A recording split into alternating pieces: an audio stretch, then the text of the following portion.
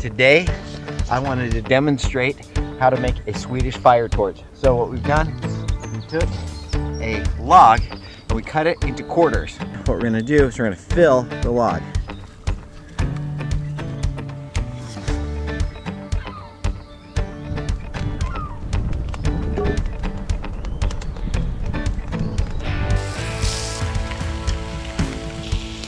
Burns from the inside out.